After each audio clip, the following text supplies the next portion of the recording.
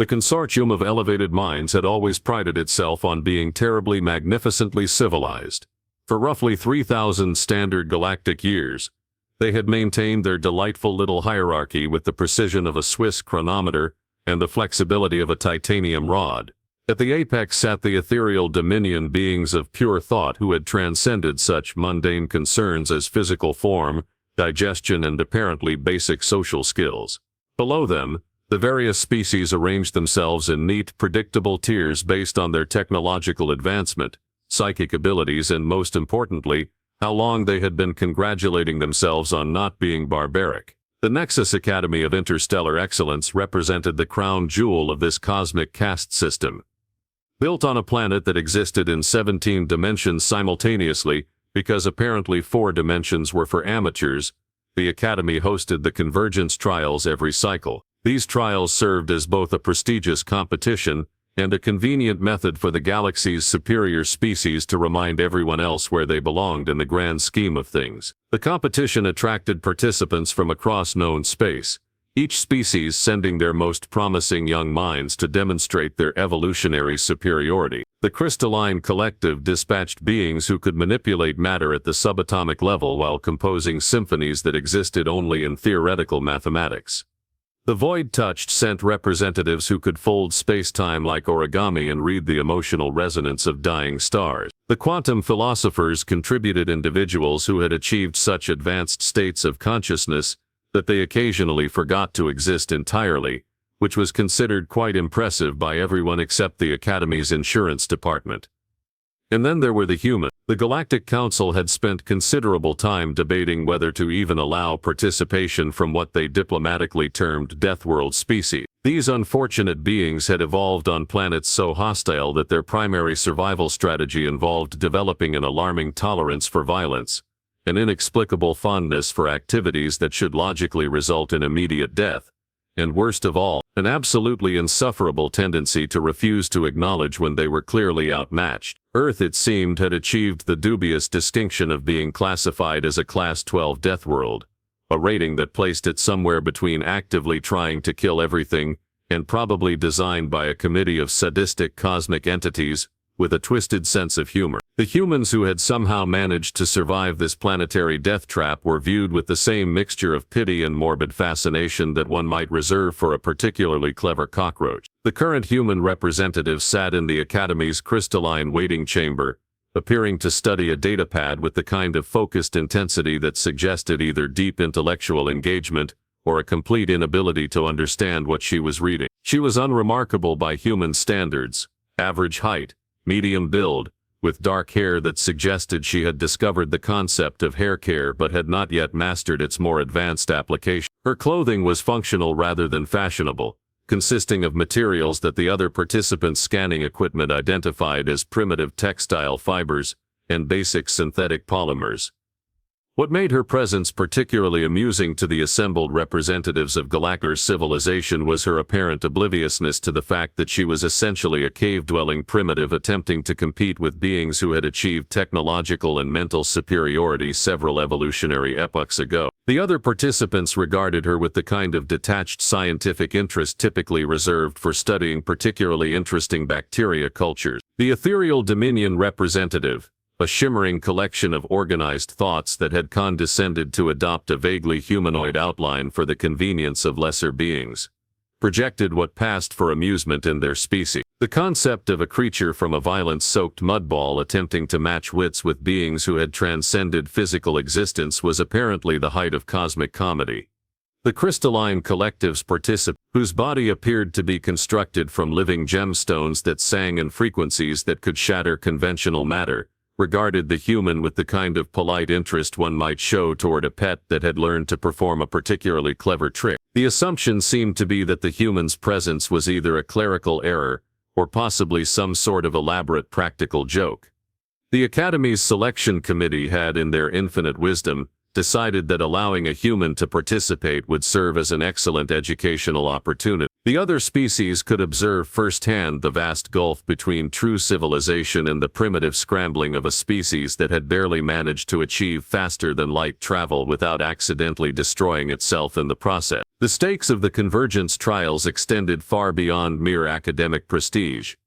The winning species would gain significant influence in the Galactic Council, preferred trading status, and most importantly, the right to look down their various nasal appendages at everyone else for the next cycle. For a species like humanity, which currently occupied the galactic equivalent of the children's table at a formal dinner party, even a respectable showing might elevate their status from amusing primitives to potentially useful barbarians. The human girl continued reading her datapad, occasionally making notes with what appeared to be an actual writing implement, a device so primitive that several participants assumed it was some sort of religious artifact. Her breathing remained steady, her posture relaxed, and her expression gave no indication that she was aware of being the subject of such intense scrutiny. The Academy's announcement system chimed with the kind of harmonious resonance that suggested advanced acoustic engineering and a committee of beings who had spent entirely too much time perfecting their dramatic timing. The trials were about to begin, and the galaxy was about to discover just how wrong an entire civilization could be about the nature of evolution, superiority, and the dangerous assumptions that came with both. The first trial had been designed with the kind of elaborate complexity that suggested the Academy's architects had confused challenging with unnecessarily baroque. The gravitational synthesis chamber presented participants with a three-dimensional maze that existed in a state of controlled gravitational flux, where the laws of physics changed according to algorithms that would have given lesser civilizations collective migraines just contemplating them. The ethereal dominion's representative had glided through the challenge with the serene confidence of a being that had long ago dispensed with such pedestrian concerns as spatial orientation. They simply redefined their relationship with gravity itself, treating the shifting forces as mere suggestions rather than physical laws. The watching crowd of Academy instructors and visiting dignitaries had responded with the kind of polite applause that suggested they were witnessing exactly what they had expected to witness. The crystalline collective's participant had approached the maze with methodical precision, their gemstone form resonating at frequencies that allowed them to predict gravitational changes several seconds before they occurred. They moved through the challenge like a living equation, each step calculated to perfection, their crystalline body singing harmonies that made the very air shimmer with mathematical beauty. The void-touched representative had simply folded space around themselves, treating the maze as a quaint two-dimensional puzzle rather than a three-dimensional challenge. They emerged at the exit point with the kind of casual elegance that suggested they had been taking a leisurely stroll rather than navigating a death trap designed by sadistic physics professors. And then it had been the human's turn. The girl had approached the maze entrance with the same unhurried pace she had maintained throughout the waiting period, her primitive writing implement still clutched in one hand as though she might need to take notes during the challenge. The gravitational field generators had activated with a low hum that resonated through the crystalline walls, and the maze had begun its deadly ballet of shifting forces and spatial distortions. For the first few minutes, the human had performed adequate. She had navigated the initial chambers with a combination of careful observation and what appeared to be educated guesswork, her movements economical rather than elegant. The assembled observers had begun to settle into their seats, prepared to witness exactly the kind of plodding, primitive problem-solving they had expected from a Deathworld species. The Academy's monitoring systems had tracked her progress with the kind of clinical precision that suggested they were conducting a scientific study rather than observing a competition. Her heart rate had remained steady, her breathing controlled, and her stress indicators had barely registered above baseline levels. This was, the observers had noted with a mixture of surprise and condescension, exactly the kind of stubborn resilience one might expect from a species that had evolved to survive on a planet actively trying to murder them. The fall had occurred in the maze's seventh chamber, where the gravitational fields intersected in patterns that created pockets of null space bordered by crushing acceleration zones. The human had been navigating a particularly complex sequence of force transitions, when the Academy's randomization protocols had triggered an unexpected field reversal, a safety feature designed to prevent participants from memorizing the maze's pattern. She had been in mid-step when the change occurred, her foot reaching for a platform that had suddenly found itself in a gravity well roughly equivalent to the surface of a neutron star. The physics of the situation had been quite simple. One moment she had been moving forward with careful deliberation.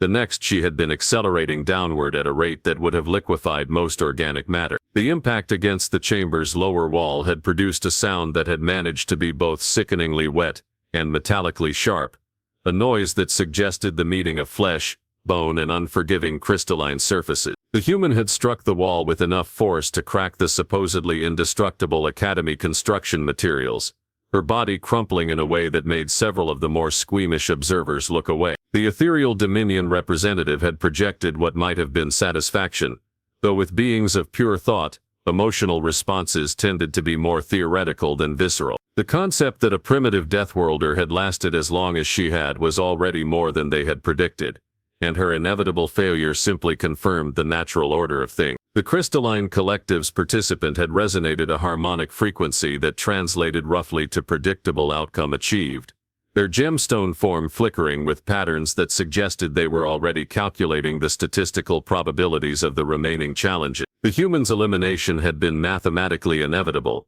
and mathematics, unlike primitive biology, was rarely wrong.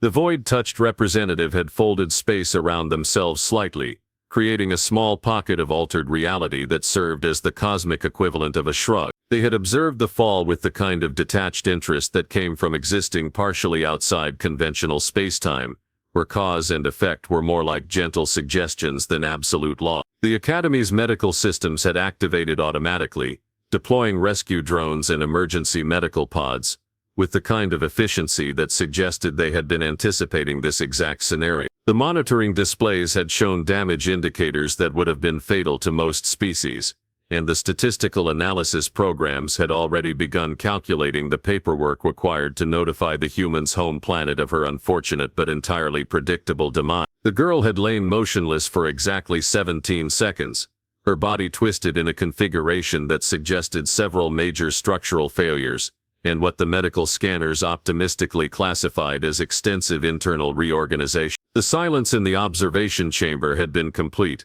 broken only by the gentle hum of the Academy's life support systems, and the soft crystalline chiming that indicated the medical pods were preparing for what would undoubtedly be a recovery and preservation operation. And then she had opened her eyes.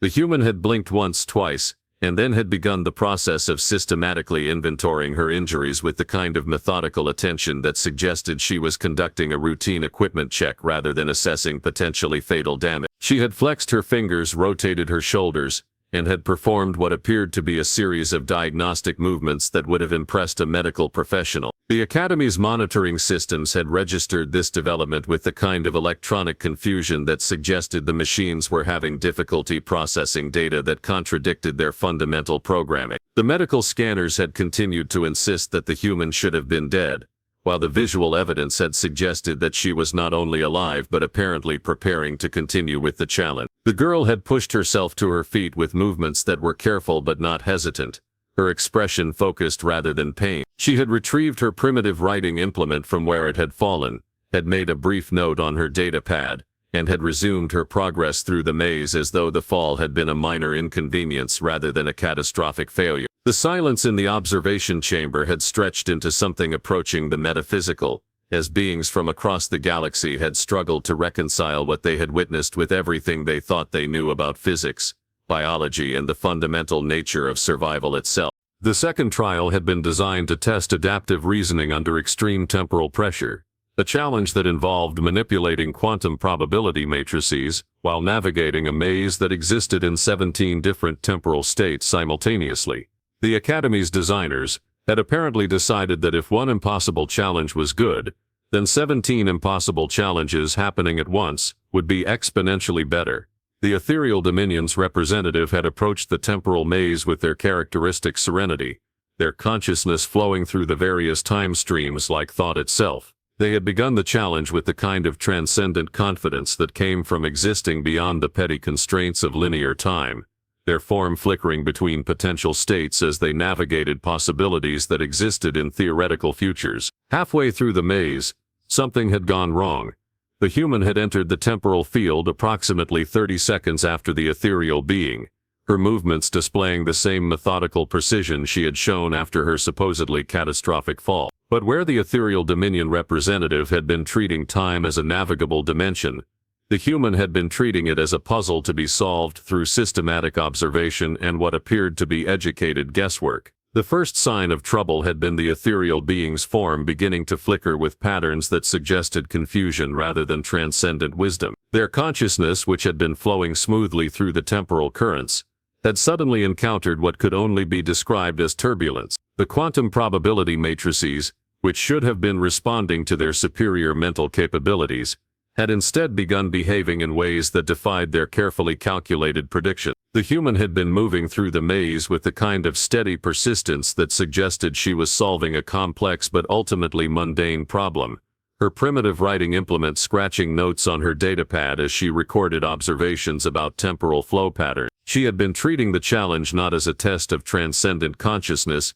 but as a technical problem requiring systematic analysis and practical application. The Academy's monitoring systems had registered the moment when the human's approach had begun to interfere with the ethereal being's strategy. The temporal matrices, designed to respond to consciousness and intent, had apparently been confused by the presence of a mind that was approaching the problem from a completely different conceptual framework. The result had been a cascade failure in the ethereal being's navigation system, their consciousness becoming trapped in a temporal loop that would have required outside intervention to resolve. The human had emerged from the maze first, her expression suggesting mild satisfaction rather than triumph. She had made a final note on her datapad, had returned her writing implement to her pocket, and had taken her place in the waiting area with the same unhurried composure she had maintained throughout the competition. The ethereal dominion representative had eventually been extracted from the temporal maze by Academy technicians, their consciousness flickering with patterns that suggested they were still processing the impossibility of what had just occurred. Beings of pure thought were not supposed to be outmaneuvered by creatures who still relied on physical matter for cognitive process. The third trial had been designed to test multi-dimensional spatial reasoning,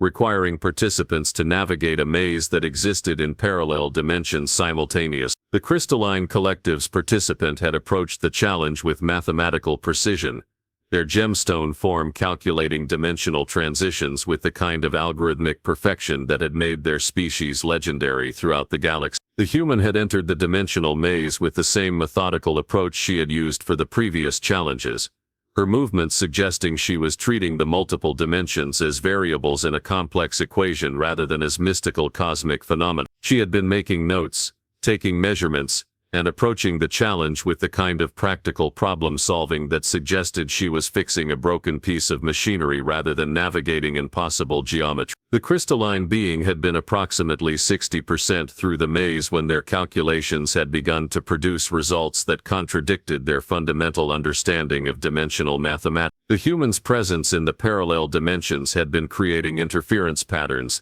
that defied the mathematical models that had governed crystalline civilization for millennia. The human had completed the maze while the crystalline participant had been recalculating their algorithms for the third time, their gemstone form resonating frequencies that suggested they were experiencing something their species had never encountered before, mathematical uncertainty. The fourth trial had been designed to test reality manipulation under stress, requiring participants to maintain complex alterations to local spacetime while navigating a maze that actively resisted their effort. The void-touched representative had entered the challenge with the casual confidence of a being that regularly folded space for entertainment purposes.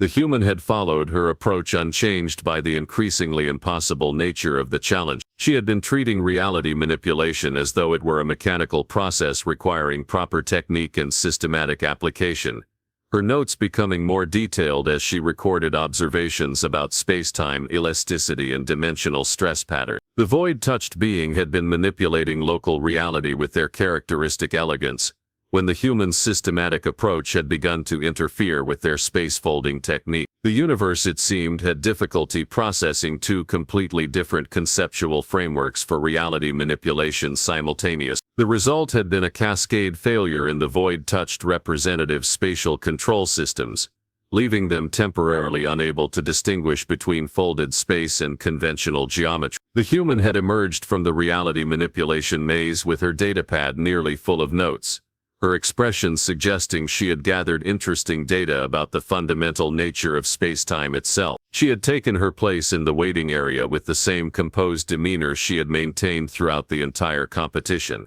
The Academy's statistical analysis systems had been working overtime, attempting to process results that contradicted every predictive model they had ever developed. The human was not supposed to be winning. According to every calculation, every algorithm, and every fundamental principle of galactic civilization, she should have been eliminated during the first trial. The other participants had begun to regard the human with something approaching alarm. The ethereal Dominion representative had been projecting frequencies that suggested they were questioning the fundamental nature of consciousness itself. The crystalline collective's participant had been resonating harmonics that indicated they were recalculating their entire understanding of dimensional mathematics. The void-touched being had been folding space around themselves in increasingly complex patterns, as though they were attempting to hide from a reality that no longer made sense. The final trial had been announced with the kind of ceremonial fanfare that suggested the Academy had been saving their most impressive challenge for last. The synthesis chamber would test every aspect of advanced civilization simultaneously, requiring participants to demonstrate mastery of consciousness, mathematics, reality manipulation, and temporal navigation in a single impossibly complex challenge. The human had stood up from her seat with the same unhurried movements she had displayed throughout the competition, her datapad tucked under her arm, and her primitive writing implement ready for use. She had approached the final challenge with the expression of someone who had been looking forward to the most interesting part of an engaging puzzle.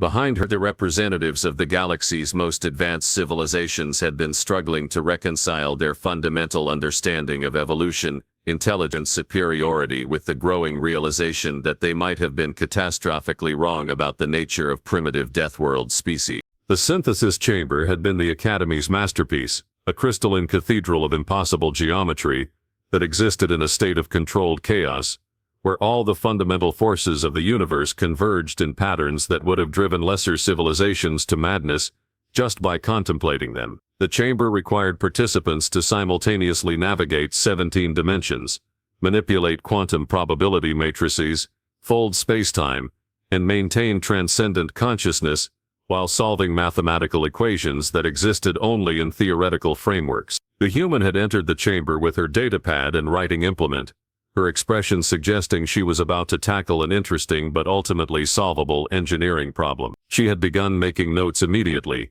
her primitive writing tool scratching observations about dimensional intersection points and quantum field fluctuations with the kind of focused attention that suggested she was conducting a routine technical assessment. The Academy's monitoring systems had tracked her progress with electronic bewilderment, their sensors registering readings that contradicted every established principle of advanced civilization. The human was not transcending physical limitations through superior consciousness, manipulating reality through mathematical perfection, or folding spacetime through evolved mental capability. Instead, she was treating the chamber's impossible challenges as a series of interconnected technical problems that required systematic observation, practical analysis, and methodical application of basic principles. She had been making steady progress through the chamber's initial phases when the Academy's designers had activated the final protocol, a convergence of all the chamber's systems that created a challenge so complex that it typically required participants to achieve temporary transcendence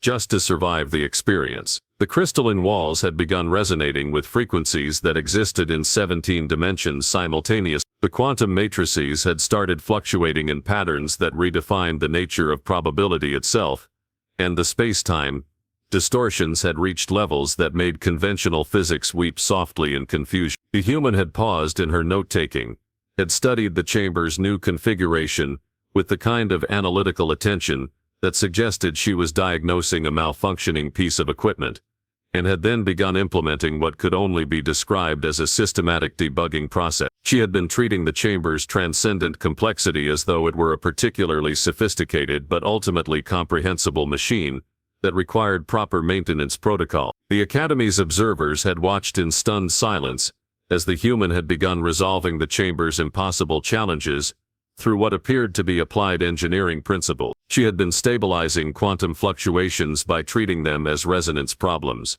navigating dimensional intersections by mapping their structural relationships, and manipulating space-time distortions by approaching them as material stress patterns that required appropriate technical solutions. The synthesis chamber, designed to test the limits of evolved consciousness, had been systematically dismantled by a being who appeared to be conducting a routine technical inspection. The human had emerged from the chamber with her datapad completely filled with notes, her expression suggesting she had gathered valuable information about the fundamental architecture of reality itself. The Academy's statistical analysis systems had suffered what could only be described as a collective nervous breakdown, their processors struggling to reconcile results that violated every predictive model they had ever developed. According to their calculations, the humans should not have been able to complete even the first phase of the synthesis chamber without achieving transcendent consciousness, mathematical perfection, or reality manipulation capabilities that her species clearly did not possess. The announcement of the final results had been delivered with the kind of stunned formality that suggested the Academy's officials were still processing the implications of what they had witnessed. The human had achieved perfect scores across all trials, her performance exceeding the theoretical maximums that the Academy's designers had considered achievable by any biological entity. The political implications had begun cascading through the galactic government, with the kind of systematic efficiency that suggested panic was spreading through the bureaucracy, like a particularly virulent infection. The Consortium of Elevated Minds had built their entire civilization on the assumption that consciousness evolution followed predictable patterns, that technological advancement indicated inherent superiority, and that species from Deathworlds were primitive by definition. The humans' victory had not simply challenged these assumptions. It had demolished them with the kind of thorough efficiency that suggested the galaxy's understanding of intelligence, evolution, and civilization had been fundamentally incorrect from the beginning. The realization that a species classified as primitive Deathworlders possessed capabilities that exceeded the theoretical limits of advanced consciousness had sent shockwaves through every government, academic institution, and philosophical framework in known space. The ethereal dominion had begun emergency sessions to reconsider their entire understanding of the relationship between consciousness and reality. The crystalline collective had initiated comprehensive reviews of their mathematical models, their harmonic frequencies, suggesting they were experiencing something their species had never encountered before. The possibility that their equations might be incomplete. The void touched had retreated into folded space, apparently attempting to hide from a universe that no longer conformed to their expectations. The human had accepted her victory with the same composed demeanor she had maintained throughout the entire competition, her datapad tucked under her arm and her primitive writing implement returned to her pocket. She had participated in the closing ceremonies with polite attention, had answered questions from Academy officials with technical precision, and had prepared for her return to Earth with the kind of practical efficiency that suggested she had more important work to accomplish. The galaxy's academic institutions had begun frantic research projects, attempting to understand how a species that had evolved on a Class 12 Deathworld could possess capabilities that exceeded their most advanced civilizations. The preliminary findings had been deeply unsettling, suggesting that the conditions that produced Deathworld species might actually result in forms of intelligence that were fundamentally different from, and potentially superior to, the consciousness evolution that had been considered the pinnacle of galactic development. The human had departed the Academy with the same unhurried pace she had maintained throughout her visit, transport ship disappearing into hyperspace, with the kind of routine efficiency that suggested she was returning to a civilization that had more pressing concerns than impressing the galaxy's supposedly superior species. She had left behind a collection of technical notes that the Academy's researchers would spend decades attempting to understand, and a fundamental reorganization of galactic civilization that would require centuries to fully process. The Consortium of Elevated Minds had discovered, with the kind of cosmic irony that suggested the universe possessed a particularly twisted sense of humor, that their careful hierarchy of consciousness and evolution had been built on assumptions that were not simply wrong, but spectacularly, catastrophically incorrect. The species they had dismissed as primitive Deathworlders had demonstrated capabilities that exceeded the theoretical limits of advanced civilization, and they had done so with the kind of systematic efficiency that suggested they had been holding back. The galaxy had shouted when the Deathworlder girl had fallen, their voices raised in satisfaction at the confirmation of their superiority. They had been silent when she had risen, their assumptions crumbling like poorly constructed theories, exposed to the harsh light of empirical evidence. The tide had turned with a single demonstration of what humanity had been capable of all along, and for the Consortium of Elevated Minds, all was indeed lost. Their certainty, their superiority, and their comfortable place at the top of a hierarchy that had never actually existed in the first place.